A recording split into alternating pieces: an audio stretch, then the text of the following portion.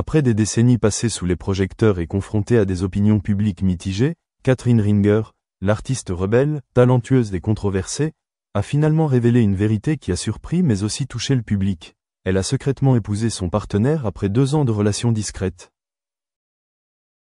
Cette nouvelle a non seulement ravi les fans, mais a également ouvert un aperçu plus approfondi de la vie intérieure à plusieurs niveaux de l'une des figures artistiques les plus uniques de France.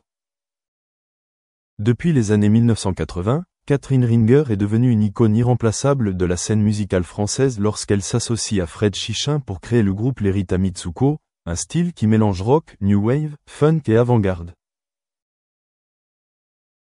Leur popularité ne vient pas seulement de leur musique unique, mais aussi de leur look excentrique, de leur style de performance énergique et surtout de leur façon sans compromis de s'exprimer. Mais en dehors de la scène, Catherine Ringer a toujours conservé un espace privé, voire étrangement fermé, surtout après la mort soudaine de son partenaire et collaborateur musical de longue date, Fred Chichin, en 2007 des suites d'un cancer.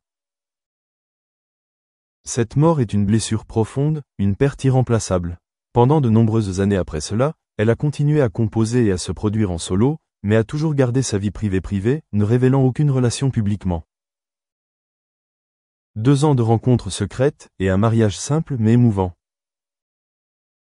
C'est pourquoi, lorsque Catherine Ringer a partagé dans une récente interview qu'elle avait épousé son partenaire actuel après 2 ans de relations secrètes, de nombreuses personnes ont été surprises. Je pensais qu'après tout ce que j'avais traversé, après Fred, après toutes ces années passées seule, je méritais un peu de paix, une relation sans bruit, sans surveillance, dit-elle d'une voix douce mais ferme. On sait que son mari actuel n'est pas une célébrité, mais un artiste visuel vivant dans le sud de la France, un homme qui travaillait discrètement dans les coulisses d'événements artistiques, qu'elle a rencontré alors qu'elle participait à un projet artistique combinant musique et performance multimédia. Ils se sont rencontrés dans un cadre très Ringer, ni grandiose, ni tape à l'œil, juste 2 personnes en harmonie dans le silence de l'art. Au cours de leurs 2 années de relation, ils ont évité d'apparaître ensemble lors d'événements majeurs, n'ont pas publié de photos sur les réseaux sociaux et n'ont même pas passé de vacances ensemble dans des endroits où le public pouvait les voir. Leur mariage a eu lieu dans un petit jardin en Provence, en présence de quelques amis proches et de la famille. Pas de photographe de presse, pas de robe de mariée fantaisiste. Juste Catherine dans une simple robe blanche, tenant la main de son mari artiste, prononçant ses vœux sous le soleil de l'après-midi et au son d'une guitare acoustique. Lorsque l'information a été confirmée par elle, les médias et les réseaux sociaux ont été inondés de félicitations. Mais ce qui est particulier, c'est que la plupart des spectateurs, qui aimaient et respectaient Catherine non seulement pour son art mais aussi pour sa force et son honnêteté, ne se sont pas sentis trahis par les informations cachées. Au contraire, ils étaient heureux de voir qu'elle avait enfin trouvé un endroit où se reposer après de nombreuses années de vie dans une solitude tranquille. Des amis artistes tels que Vanessa Paradis, Thomas Dutronc et Étienne Dao nous ont tous adressé leurs plus sincères félicitations. Certains amis de longue date de Catherine ont même partagé qu'ils ne l'avaient jamais vue aussi soulagée et en paix qu'elle l'est maintenant. Catherine a toujours été une personne forte, mais aussi une personne qui a subi beaucoup de pertes. C'était formidable de la voir enfin s'autoriser à aimer à nouveau, à vivre pour elle-même, a déclaré un ami proche dans une brève interview.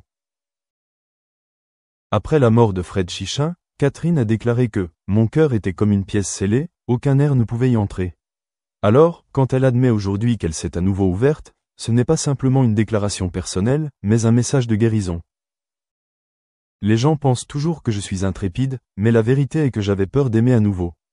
J'ai peur de perdre à nouveau, d'être à nouveau blessé. Mais ensuite j'ai réalisé, rejeter l'amour est aussi une façon de se faire du mal. Ces mots ne viennent pas d'une femme faible, mais d'un artiste qui a tout traversé, la gloire, la perte, la lutte et la résurrection.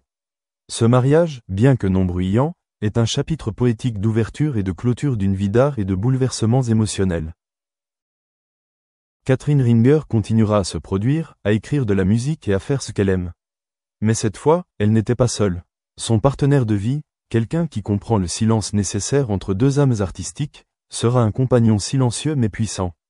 Ils n'ont pas besoin de prouver quoi que ce soit, ni de convaincre qui que ce soit. Elle a dit un jour, « Je n'ai pas besoin de quelqu'un pour marcher avec moi sur le tapis rouge. J'ai besoin de quelqu'un pour marcher avec moi dans la cuisine ou dans les bois, quand personne ne me regarde. » Aujourd'hui âgée de 66 ans, Catherine Ringer est bien plus qu'une artiste française légendaire. Elle est aussi un témoignage de la vitalité de l'amour. Le véritable amour n'a pas besoin d'être mis en avant, n'a pas besoin d'être mis en valeur, juste deux personnes prêtes à ouvrir leur cœur, après la rupture, pour croire une fois de plus. Tout au long de sa carrière, Ringer n'a pas manqué de génie. Avec Fred Chichin, les Rita Mitsuko deviennent un phénomène musical européen. Des tubes comme Marcia Baila ou Andy ont non seulement apporté un succès commercial, mais ont également affirmé leur position de pionnier dans la Вузы, они же отвечают не только и не столько на запрос рынка труда, скорее они отвечают на запрос рынка образования, потому что не рынок труда приносит деньги в университеты, а будущие студенты, абитуриенты, их родители покупают или оплачивают, или государство, да, оплачивает образование своих граждан. Поэтому тут вопрос заключается в том, какие сигналы рынок труда дает самим будущим потребителям этого образования, да? Насколько действительно речь идет о том, что мы ориентируемся на формальные показатели, да, на наличие диплома, или мы все-таки ориентируемся на наличие конкретных навыков и на наличие конкретных компетенций. Я думаю, что тут каждый из тех, кто нас слушает, может по своему опыту высказать много замечаний.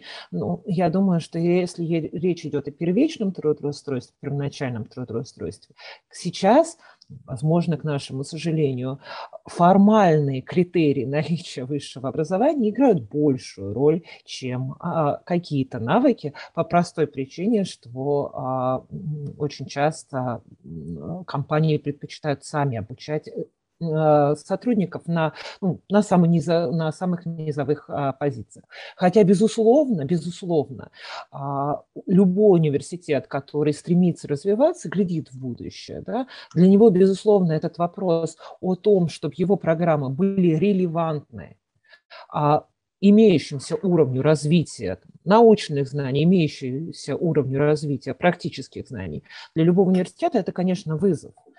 И действительно, тут очень большой вопрос о том, каков механизм реализации, да, в самом университете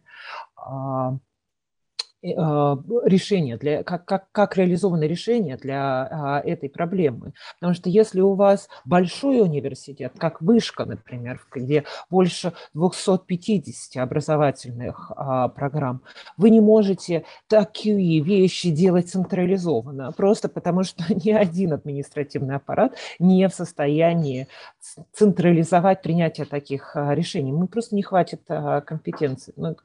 Часть решений должно быть отдано профессионалам в своей сфере, которые действительно могут сказать: так, ситуация поменялась, нам нужно поменять учебный план. И в высшей школе экономики есть такая гибридная модель. С одной стороны, на уровне администрации университета еще несколько лет назад